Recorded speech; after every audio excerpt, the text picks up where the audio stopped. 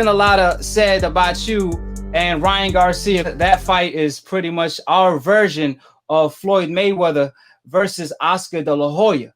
Obviously, Ryan, he said that you guys fought 6 times, but it's been a lot of said about who won the fights. So how many times you beat Ryan? And when you guys last fought, who won that fight? I mean, I used to tell people, what the score was or whatever, all this, and I could back mine up with proof. But the man can't even back his. He don't even have no pictures. He don't have no videos. He can't even show a win. So in all reality, my man, I'm giving you more credit than you even deserve because you can't even show a win. I show my wins. So we all know, you know what I'm saying, on the early days, he won when we was young. We was kids. He had a lot more experience than me, which he's always been a good, talented fighter. Don't get me wrong. When we got older, it was something totally different. You always want the fight now and later, but they do want the fight later. So when is it realistic between you and Ryan? When you guys actually going to clash? Since you both guys fight on the zone, can we see this fight anytime soon? The fight with Ryan and Gamboa is for the eliminator to fight me. So hopefully, he's victorious in the fight and we can make the fight happen, next. Now, another fighter that's everybody looking to fight is Ryan Garcia.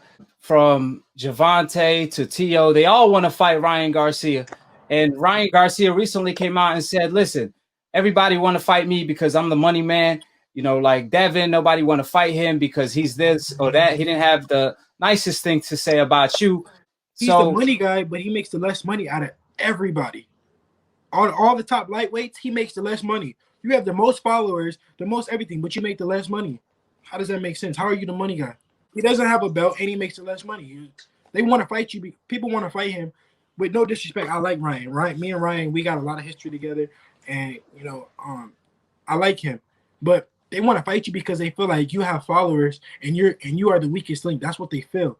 I'm not saying that it's true. We don't know who the weakest link is. We got to see. Everybody has to fight each other. But in reality, let's be real. Like, everybody needs to stop sugarcoating it, and let's be real. People want to fight him because they feel like he's the weakest link. Everybody wants to fight him because they feel like he has followers and he's the easiest fight. Let's be real. It's like a hidden secret, but nobody's trying to say it. It's the truth. That is the truth. That is why everybody wants to fight him.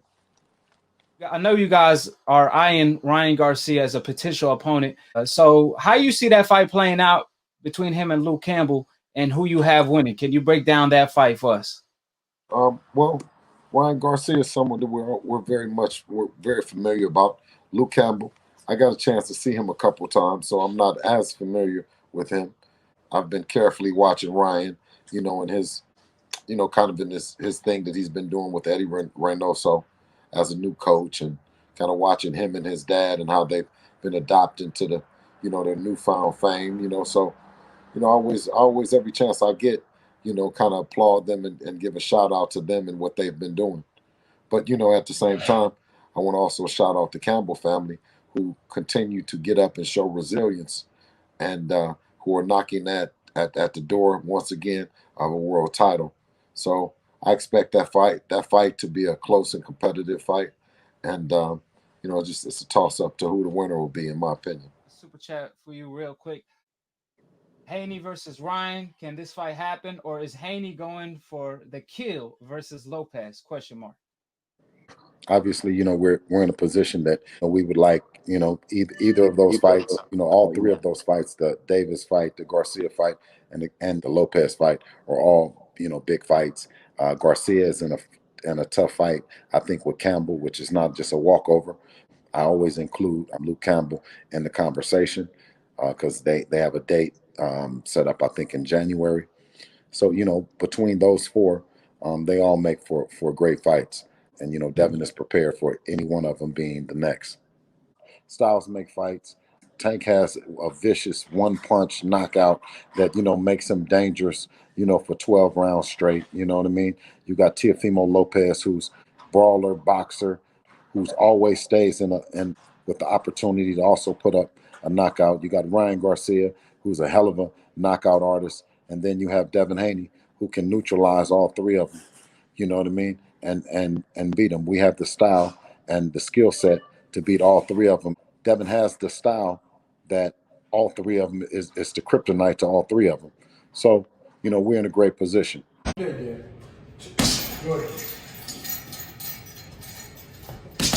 There you go. All the way, just like Joe Louis.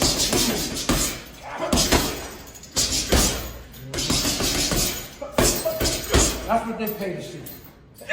That's right. Stay inside that check cashing business. Money man. Got it. Wait.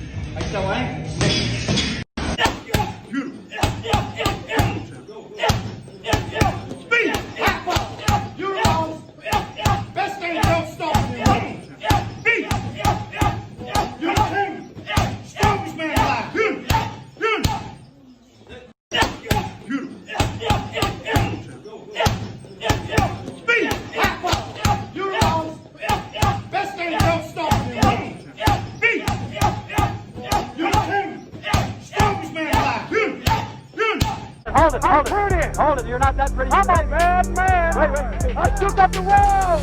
I took up the wall. I took up the wall.